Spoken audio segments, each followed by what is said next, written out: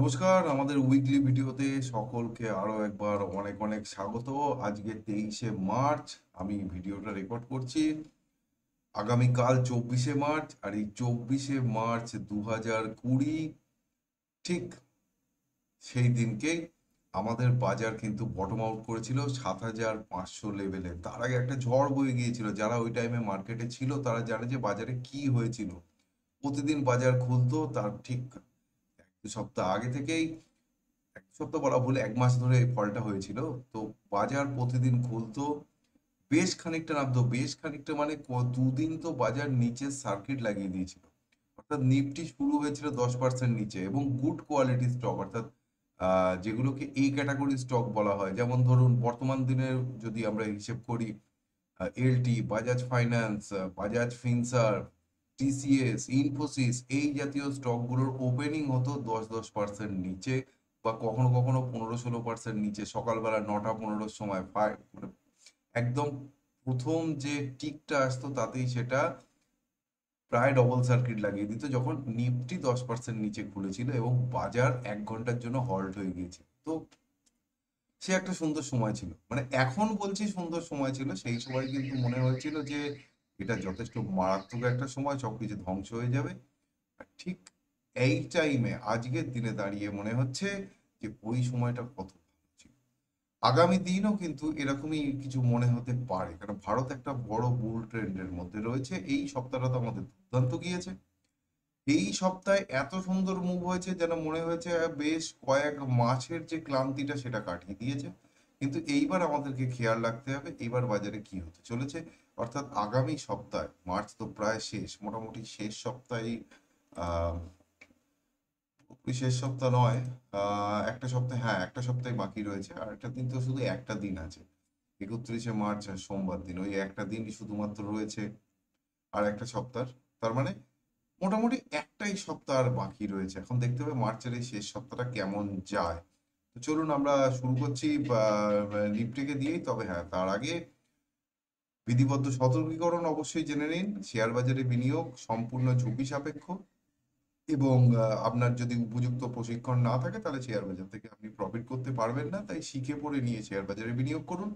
এখানে আমি শুধুমাত্র আপনাদের সঙ্গে শেয়ার করছি আমি কিভাবে কাজ করব, আমি কি দেখছি বাজারকে নিয়ে, সেইটা আমি কিভাবে কাজ করব আমি সেটা আপনাদের সঙ্গে শেয়ার করছি। এখানে আমি কোনো মতেই আপনাদেরকে কোনো বাই সেল হোল্ড কোনো রেকমেন্ডেশন দিচ্ছি না। শুধু আমার ভিউ যেটা বাজারের প্রতি, সেটা আমি আপনাদের সামনে তুলে ধরছি। চলুন শুরু করা যাক আজকের ভিডিও। আহ নিফটি দাম, নিফটিকে যদি আমরা, এই তো দেখেছেন তো এই ত্রিপুন্ড যেটা এঁকেছিলাম, এই ত্রিপুন্ডের পাওয়ারটা দেখলে তো কতদিন আগে থেকে এই দাগটা দেওয়া ছিল। বাজার সোজা নিচে পড়লো, ওই দাগকে ছুঁয়ে নিল, পরিষ্কার দেখিয়েছিলাম, এবং তারপরে উঠলো এবং উঠে এই দাগে এসে শেষ করেছে। আগের সপ্তাহের ভিডিওতে আমি পরিষ্কার এখানে আপনাদেরকে বলে দিয়েছিলাম যে 23,350, 23,350 এই সপ্তাহে আসতে পারে, 23,350। এবং মার্কেট এত ভালোভাবে যদি কথা শুনে সেটা এত ভালো লাগে। ঠিক 23,350-এ এসেই বাজার নিজেকে দাঁড় করিয়েছে এই সপ্তাহের শেষে। যদি আমরা 60 মিনিটের চার্টকে খেয়াল করি তাহলে দেখবো আরএসআই কিন্তু ওভারবট জোনে রয়েছে। তো আরএসআই ওভারবট জোনে রয়েছে এই মুহূর্তে, এবং এই যে রেজিস্ট্যান্সের দাগটা আমার দেয়া ছিল, ঠিক সেই রেজিস্ট্যান্সের দাগে এসে 4 ঘন্টা হল্ট করেছে বাজার।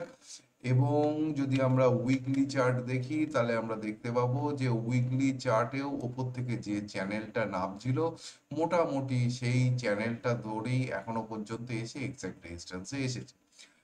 তো উইকলি চার্টের আরএসআইও ঠিক রেজিস্ট্যান্সে এসেছে এটা বলা যায়, তার কারণ 50-এর ওপরে উঠে গেলেই কিন্তু এখানে রিভার্সাল হবে, তার আগে রিভার্সাল হবে না। তো এই ধরনের সিচুয়েশনে বাজার যেটা করে, হয় আরেকটা লেগ এখান থেকে নিচে আসবে আস্তে আস্তে আস্তে আস্তে, এসে এর আশপাশে এসে তারপরে আমাদের ডিসাইড করতে হবে, মানে আরেকবার 22,000-এ আসতে পারে। 22,000-এ আসলে আমাদের তারপর ডিসাইড করতে হবে যে এখান থেকে নিচে আসবে নাকি এখান থেকে ঘুরবে, ঠিক যেমনটা আগের বার আমরা হিসেব করেছিলাম ঠিক সেই রকম।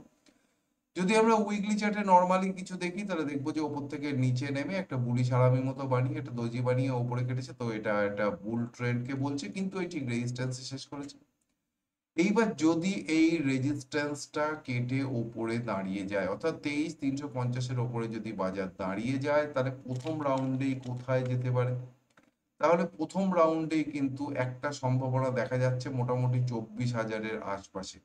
24,000-এর আশপাশে প্রথম রাউন্ডেই একটা সম্ভাবনা দেখা যাচ্ছে। ডেইলি চার্টের আরএসআই দুর্দান্ত রয়েছে, তো 24,000-এর আশপাশে 24,000 থেকে 24,200, 24,000 থেকে 24,200 এই রেঞ্জের মধ্যে কিন্তু একটা রেজিস্ট্যান্স এই সপ্তাহের মধ্যে আসছে, যদি কিনা এর ওপরে সাস্টেন করে যায়। অর্থাৎ 23,350 যেখানে দাগটা কাটা রয়েছে, অ্যাকচুয়াল 23,380-তে দাগটা কাটা ছিল।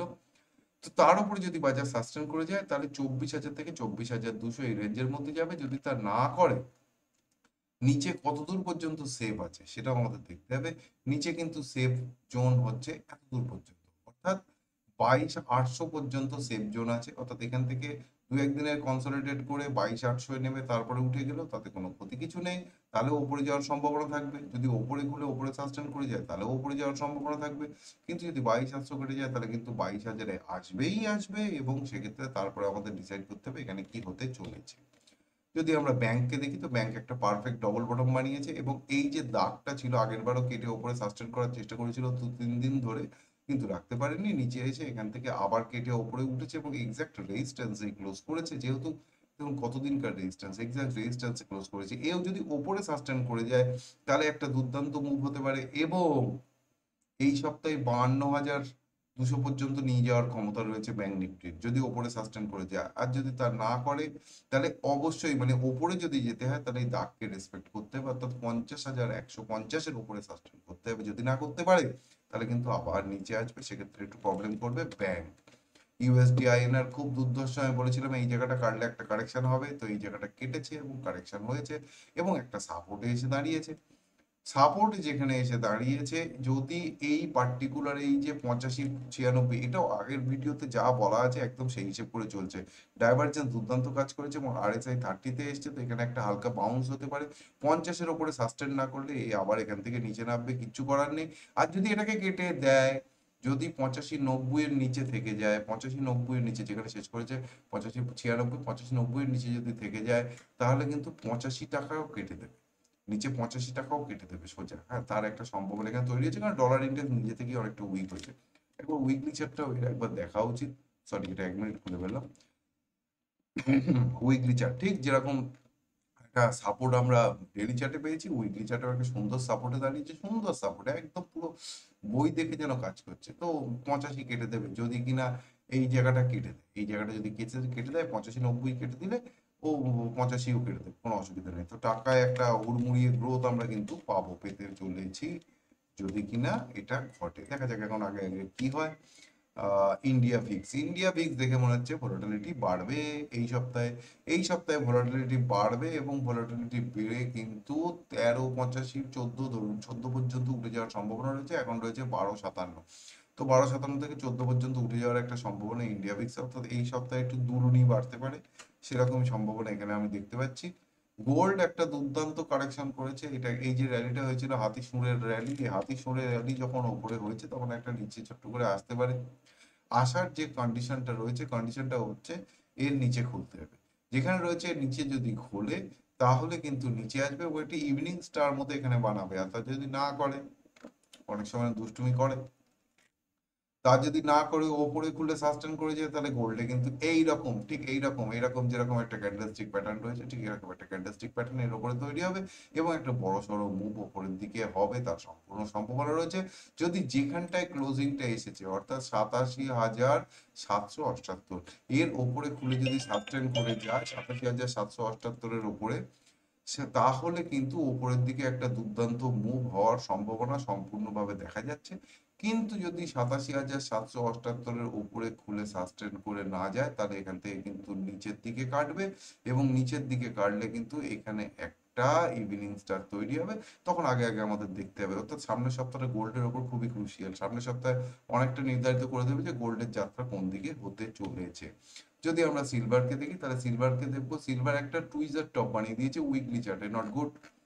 উইকলি চার্টে এই টুইজার টপ বানানো, আমি এটাকে একদম পছন্দ করছি না। সিলভার তো খুব ভালো লাগছিল আমার, দুর্দান্ত ভালো লাগছিল, কিন্তু এই যেটা করেছে এটাকে দুষ্টুমি বলা হয়। এরকম করলে কিন্তু গড়বড় হবে, খুব গড়বড় হওয়ার সম্ভাবনা দেখা যাচ্ছে, অর্থাৎ সিলভার বেশ খানিকটা নিচে আসতে পারে। নিচে আসার শর্ত একটাই, এইখান থেকে নিচে আসতে হবে। এইখান থেকে যদি ঘুরিয়ে ওপরে সাস্টেন করে যায়, নিচে আসবে না, ওপরে চলে যাবে, ব্রেকআউট দিয়ে দেবে, কারণ এখান থেকে ব্রেকআউট দেওয়ার টেন্ডেন্সি নিয়ে নিচে এসছে।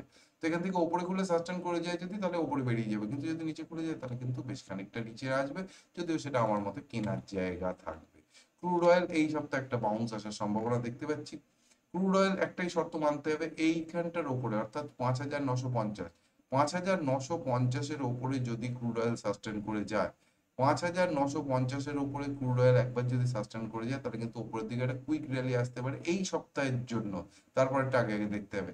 কিন্তু যদি নিচের দিকে কাটে এইখানটা, অর্থাৎ 5,795 ধরুন, 5,900 আছে, 5,795 যদি নিচের দিকে কাটে, তাহলে নিচের দিকে একটা ড্রপ মারতে পারে, দেখতে হবে ক্রুড ড্রপটা মারবে কিনা। উইকলি চার্টে এখনো পর্যন্ত কোনো রকম সিম্বল নেই, তো উপরের দিকে আসার একটা সম্ভাবনা তৈরি হয়েছে বা সাইডওয়েজ যেতে পারে ক্রুড অয়েল। ন্যাচারাল গ্যাস ও ও ও খুব চেষ্টা করেছিল কিন্তু পারলো না এই সপ্তাহে, ডেইলি চার্টটা একবার দেখতে হবে। যদি ন্যাচারাল গ্যাস এই 366-র ওপরে একবার আবার উঠে যায়, ডেইলি চার্টে চার্ট তো খুব ভালোই লাগছে, 366-র উপরে যদি একবার উঠে যায়, তাহলে কিন্তু 440 ঝপ করে টেনে দেবে। অর্থাৎ একটা এই সব কারণেই আমার মনে হচ্ছে ভিক্সটা এই সপ্তাহে কিন্তু বাড়বে। সেটা অলরেডি জায়গা মতো নিয়ে চলে আসা হয়ে গেছে, মানে চার্ট যেন বানিয়ে বানিয়ে নিয়ে যায়, ঘটনা চার্ট থেকে পড়া যায় কি হতে পারে, এত এত ভালো লাগে এই জন্য চার্ট দেখতে।